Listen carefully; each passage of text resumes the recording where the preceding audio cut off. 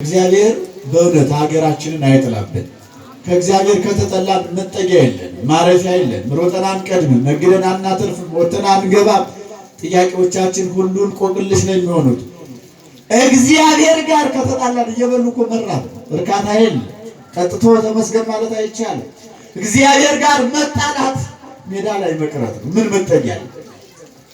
አዎ ቢወርዱ ቢወጡ እግዚአብሔር ስለሆነ ሁሉም ቢሆን በእግዚአብሔር ነው የሚሆን እና እግዚአብሔር ይጠላት ነበር። ማንን? አገሪቷን። በምን ምክንያት? በሕፃናቱ ኃጢአት፣ በሕዝቡ በደል፣ በሕዝቡ ጥላቻ፣ እግዚአብሔርን በማሳዘን ሰው በሰው ላይ በሚያደርገው ነውር። አዎ እናት አባቶች ሕፃናት ጨምሮ በተባበሩበት የኃጢአት ልክ እግዚአብሔር ገኑን ይጠላት ነበር። ታዲያ አብዝቶ የልጆች የሕፃናት ኃጢአት በእግዚአብሔር ዘንድ ደረሰ ይላል። ምዕመናን ልጆቻችሁን ሰርታችሁ ቀጥታችሁ አሳድጉ። የሕፃናቱ ኃጢአት ቅድመ እግዚአብሔር ይደርሳል። እዚህ ዘፍጥረት 6:6 ላይ እኮ የሰዎች ኃጢአት ከማን ደረሰ ነው የሚለው። ወነሳ እግዚአብሔር እስመ ገብሮ ለሰብእ ይልና እግዚአብሔር ሰውን በመፍጠሩ ተጸጸተ ካለ በኋላ ለምን ይልና የባለጸጎች ኃጢአታቸው፣ የድሆች ጩኸታቸው፣ መገፋታቸው ቅድመ እግዚአብሔር ደረሰ ይላል። የሚገርመውና የሚያስደንቀው የባለጸጎችም ኃጢአት የእኛም መገፋት እኩል ነው የሚደርሰው። ምዕመናን ገፊዎቻችሁ እየገፏችሁ እናንተ መገፋታችሁ በእግዚአብሔር ዘንድ እኩል። ፍርዱ የተለያየ ሊሆን ይችላል። እግዚአብሔር ግን ጉልበተኞችንም ያያል፣ ተገፊዎችንም ይመለከታል፣ አስነዋሪዎችንም ያያል። አዎ እየተነወሩ የሚቸገሩትንም እግዚአብሔር ይመለከታል። በሕፃናቱ ኃጢአት ሕፃናቱን ቅሰፉ። መቅሰፍ ማለት ምን ማለት ነው? መግደል፣ ነፍስ ከሥጋ መለየት ማለት ነው። ቅሰፉ ብሎ ሰይፈ መዓትን አስይዞ ላካቸው። ቀውስጦስ የሚባለው መልአክ ተክለ ቁመናው ያማረ የተስተካከለለት ደም ግባት ውብና ድንቅ የሆነ ገና የ3 የ4 ዓመት ልጅ ከእጁ ላይ ገባበት ይላል። የ3 ዓመት ልጅ አሁን ገና ሰውነቱ ያልጠነከረ፣ ገና ለጋ ጉልበቱ ያልጠነከረ፣ ገና ድንኩል እያለ ለሰዎች የሚያራራ የሚያሳዝን ደግሞም ይላል ውበቱ ይቀረሽ የማይባል ጥሩ ብላቴና ነበረ። እና ቀውስጦስ ምን እንዳለ ታውቃላችሁ? ለዚህ ዘፈጠሮ ይቅትል አለ። ይህንስ የፈጠረው መድኃኒዓለም ይግደለው። ዓይኖቹን የንጋት ኮከብ አስመስሎ ፈጥሮ ውበቱን ደምግባቱን እንዲህ አሳምሮ ሰርቶ እኔን ቅሰፈው ቢለኝስ እኔ እንዴት እቀስፈዋለሁ? የፈጠረው እርሱ አይደል? ራሱ መድኃኒዓለም እንደወደደ ያድርጋል። ማን ያደርጋል? ግን ማን ነበር እሱን የላከው? እግዚአብሔር። ቢሆንስ የንጉሥ ትእዛዝ እኮ ነው። እንኳን የእግዚአብሔር ትእዛዝ የዚህ ዓለም ነገሥታት ትእዛዛቸው ይከበር የለ። እንኳን ዓለምን ፈጥሮ የሚገዛው አምላክ፣ እንኳን ሳይሮጥ የሚቀድመው አምላክ፣ እንኳን ሳይነዝር የሚያደቀው አምላክ የዚህ ዓለም ነገሥታት በውሸት የሚታለፉት፣ ሮጠው የሚቀደሙት፣ አዎ የሚሰለቹት፣ የሚታክቱት ነገሥታት ትእዛዛቸው እኮ ይከበራል። እንኳን የማይምረቧት የክርስቶስ ዓለምን ፈጥሮ የሚገዛ አምላክ የአንድ ሰፈር አለቃ ይከበራል፣ ትእዛዙ ይከበራል። እንኳን እኔና እናንተ ድሃ ሁለቱን ስለ ፍጥረት በዝናብ አብቅሎ በፀሐይ ስለሚመግብ አምላክ ትንኝን እንኳን በባቷ የማይረሳ እግዚአብሔር በእጁ ላይ እያኖረን እንዴት የሱስ ትእዛዝ አይከበር? ይከበራል።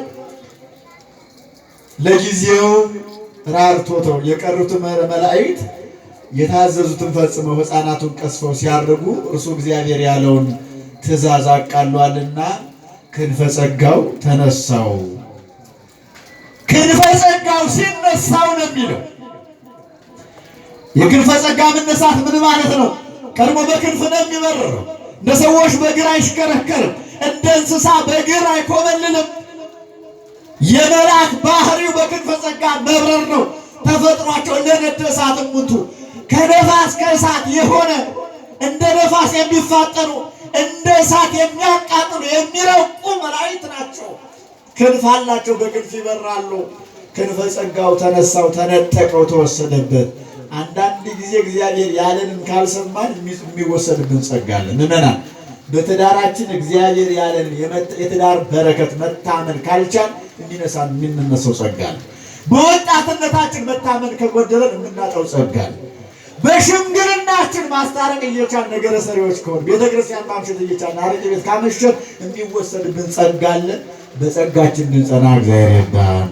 ከዚያስ በኋላ በደብረ ቀልሞን መለስ ብሎ የሚመለከት ቤተክርስቲያንን አያት። መጥቶ በቤተልሔም በቤተክርስቲያን ወደቀ። ዛቲ መካን ትከውነኒ አራቂተ ምስለ እግዚአብሔር። ይህች ቦታ ከጌታዬ ጋር የምታስታርቀኝ ናት። ከማን ጋር የምታስታርቀኝ?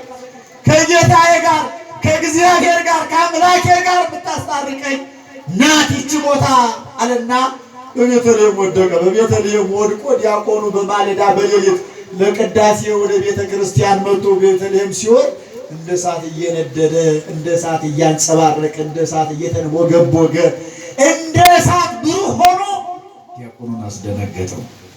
ለጊዜው ዲያቆኑ ቢደነግጥ ተጽናናና አንድ ቃል ተናገረ። ሰማያዊ ነው ወይም ምድራዊ፣ አንተ ሰው ነህ እንዳልልህ እንደ እሳት ታንጸባርቃለህ። መልአክ ነህ መሬት ላይ ይወድቃል። መልአክ ላይን አይታይም፣ ለእጅ አይጨበጥም፣ ለአካል አይዳሰስም። ተፈጥሮ ምንድን ነው ሲለው በትዕቢቴ በጥፋቴ በመታበዬ ትእዛዝ በመጣሴ ምድራዊ ሆንኩ እንጂ ፍጥረቴስ ምንድን ነው አለ። ንገሩ ምንድን ነው አለ። ሰማያዊ ነበርኩ አለ። እኛ ተገፋፍተን ያኛውን ዓለም ስደተኛውን እንጂ ፍጥረታችን እኮ በእውነት ለክብር ነበር፣ ለምስጋና። ሰው ለሰው መድኃኒት ሊሆነው ጠላት ሊሆነው አይደለም። ሰው ለሰው እረፍት ሊሆነው መከራ ሊሆነው አይደለም። ሰው ለሰው ማረፊያ ሊሆነው አሳዳጅ ሊሆነው አይደለም። ዛሬ በእኛ ዘመን አሁን ሰው ነው የሚፈራው፣ አውሬ ነው የሚፈራው። አሁን በዚህ ስትሄዱ መሸት ቢለው ሁሉም ሰው ወጥቶ አንድ ሰው ቢቀር ያ ሰው አውሬ ነው የሚፈራው፣ ሰው ነው የሚፈራው? ሰው ነው የሚፈራው። መፈራት ያለበት ግን ማን ነበር? አውሬ። ዛሬ ሰው ከአውሬ የበለጠበት ለክብር ለምስጋና ነበር የተዘጋጀ ነው። ክብራችን አላወቅንም። ለዚህ ነው ሰብስተን ዘክቡር ውእቱ ያይመረ ወኮነ ከመ እንስሳ ዘአልቦሙ ልብ ወተመስሎ ይላል ቅዱስ ዳዊት 48:12 ነው። ሰው ክቡር ነበር፣ ክብሩን አላወቀም፣ ግን እንደ እንስሳ ተቆጠረ መሰላቸው ይላል። ምንድነው? ፍጥረት ሰማያዊ ነው፣ በትዕቢት የምነው እንኳን ምድራዊ። ብዙ ሰዎች በትዕቢታቸው ከእግዚአብሔር የተለዩ ሰዎች አሉ። እንደ ናቡከደነጾር፣ እንደ ፈርዖን፣ እንደ ሌሎቹም ከእግዚአብሔር የተለዩ በትዕቢታቸው ብዙ ሰዎች ይኖራሉ። ትዕቢት ከክርስቶስ ይለያል። ትዕቢት ያዋርዳል። ትዕቢት ሞት ያስከትላል። ናቡከደነጾር እግዚአብሔር ማን ነው አለና፣ እንዳውም እግዚአብሔር ማለት እኮ የሸንበቆ ምርኩዝ ነው። ሸንበቆ ምርኩዝ አይሆንም፣ ቢመረኮዙት ይሰነጠቃል፣ ስንጣቂው እጅ ያቆስላል። እግዚአብሔር ስትሉ በእኔ እጅ ትወድቃላችሁ፣ የእኔ እጅ ደግሞ መዓት የተሞላበት ነው፣ አራራላችሁ ማለት ነው። እግዚአብሔር ከቤተ መንግስት አስወጥቶ 7 ዓመት ዝንጀሮ አድርጎ በረሃ ለበረሃ አንከራተተው። ይችላል አይችልም? ይችላል አይችልም? ይችላል። ስለዚህ በትዕቢታችን ብዙ በኃጢአት የወደቅን ሰዎች አለን። ትዕቢት ነው፣ እግዚአብሔር የሰጠን ነገር የለም። አትዘሙቱ ሲል እኮ አንድና እንደተወሰኑ ብሎ ጋብቻን ፈቅዶ ነው እኮ። አትስረቁ ሲል ሰርተን እንድንለወጥ ሙሉ አካል ሙሉ ጤና ሰጥቶ ነው፣ ሀብቱን ጤናውን ረድኤቱን ሰጥቶ። አትግደሉ ሲል በፍቅር ተረዳድተን እንድንኖር ራሱ ዝቅ ብሎ ፍቅርን አስተምሮ እኮ ይሄን ልጅ የሰራ ነው። ምንም የማንችለውን ቀንበር እኮ አላሸከመንም። ሰው ነው በራሱ ጊዜ ሌላ የበደል ቀንበር የጥላቻ ቀንበር የተሸከመ ያለው። ሂድና በእምነቱን አባ ሳሙኤል ጠርተህ እሱ ከእናቴ ከድንግል ማርያም ያስታርቀኝ ሂድ ጥራልኝ አለው። ማነው እሱ? መልአክ። ዲያቆኑ ተመልሶ አበምኔቱን አባ ሳሙኤልን ጠራውና እባክህ ታምር ተፈጥሯልና አለው። መጥቶ አየው ሳሙኤል። እሱም ጠየቀው፣ ሰማያዊ ነህ ምድራዊ? በትዕቢት መሬታዊ ሆንኩ፣ ሰማያዊ ነኝ። ከእናቴ ከድንግል ማርያም አስታርቀኝ። እናንተ በምታገለግሉባት በዚህ ቤተክርስቲያን መጥቼ የወደቅኩት በዚህ ቤት ሰላም እንደማገኝ ስለማውቅ ነው አለ። ምን እንደማገኝ? በየት ቤት አልኳቸው? በዚህ ለድ እየበረዳችሁ እዚህ መጣችሁ ምን ለማግኘት ነው? ሰላም ለማግኘት። ከማን ለምታረቅ? ከእግዚአብሔር። እቺ ቤት የምንታረቅባት ስለሆነ ዛቲ መካን ትከውነኒ አራቂተ ምስለ እግዚእ፣ ከጌታዬ ጋር የምታረቅባትን አስላለ ማለት ነው።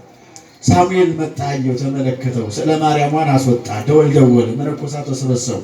ካህናት ልብሰ ተክህኖ ለብሰው የመጾር መስቀል ይዘው ወንጌል ተሸክመው 400 ጊዜዎታ 41 ኪራ ላይ ሶና ደረሱ። ከዚያ በኋላ ከመቤታችን ከሴሏ አንደበት ወጥቶ ቃል ተናግራ ምን አለች? ኦቃውስጦስ መልአኩ ለእግዚአብሔር ተንስ በስሙ ለእግዚእነ ኢየሱስ ክርስቶስ ወበጸሎታ ለወላዲቱ ድንግል። የእግዚአብሔር መልአክ ቀውስጦስ ሆይ በእግዚአብሔር ቸርነት በድንግል አማላጅነት በካህናቱ ጸሎት በመላእክት እንዳንተ ባይደሉ በደጎቹ መላእክት ጠብቆት ከውድቀት ተነስ ብለህ በቀኝ እጁ ቀኝ እጅህን ማነው በቀኝ እጅ ቀኝ ክንፉን በግራ እጅ ደግሞ ግራ ክንፉን ጨብጣ አስነሳው አለችው። ማናት እሷ? እመቤታችን። ከምን አንደበት ወጥቶ አልኳቸው? ከስዕሏ። ከዚያስ በኋላ ለማን ተነገረው? ለሳሙኤል ለካህኑ። እመቤታችን እንደነገረችው ሳሙኤል ምን አደረገ? በቀኝ እጁ የመልአኩን ቀኝ ክንፍ እሳቱን እኮ ጨበጠ፣ በግራ እጁ ግራ ክንፉን ጨበጠና የእግዚአብሔር መልአክ ክርስቶስ ሆይ በእግዚአብሔር ቸርነት በድንግል አማላጅነት በካህናቱ ጸሎት ከውድቀት ተነስ ብሎ ከፍ ያደርገው ክንፈ ጸጋው ተመልሶለት ክንፉን እያማታ ወደ ሰማይ አደረገ። ክብር ለመድኃኒዓለም አመስግኑት እግዚአብሔር። ስለዚህ መላእክት ለማኅተም ይላካሉ። ለቅሶት ሊቀስ የመጣው መልአክ እግዚአብሔር ያለውን ባለማድረጉ ራሱ ምን አለ? ተቀሰፈ፣ ችግር ገጠመው። ግን በማን ታረቀ? በድንግል አማላጅነት በካህናቱ ጸሎት። ልብ በሉ እግዚአብሔር ለካህናት የሰጣችሁን ክብር አስቡት። ዘተገብረ ለመላእክት ተገብረ ለካህናት። ለመላእክት ያልተቻለውን ስለወልደ እግዚአብሔር ካህናት ይልካሉ። አስቡ። ድንግል ማርያም እንኳን የሰው ልጆችን መላእክትን ታስታርቃለች። ምን ትላለች? ሰማያውያኑን መላእክት እንኳን ታስታርቃለች። በአጭሩ መላእክት ለምሕረትም ይላካሉ፣ ለመዓትም ይላካሉ። እኛን ከመሰናክል ይጠብቁን ያተርፉን ዘንድ መላእክቱን ወደኛ ይልካል። ወፊየን መላእክት በቅድመ ገጽከ በፊት መላእክት ምን እላለሁ? ተናገሩ። ምን እላለሁ? በመውጣታችን በመግባታችን በማጣታችን በማግኘታችን ብዙ የምናያቸው አናልፎም የምንላቸው መከራዎች ይኖራሉና ከነዛ የሚያሳልፈውን መልአክ እግዚአብሔር ይላክልን። ይቆየን።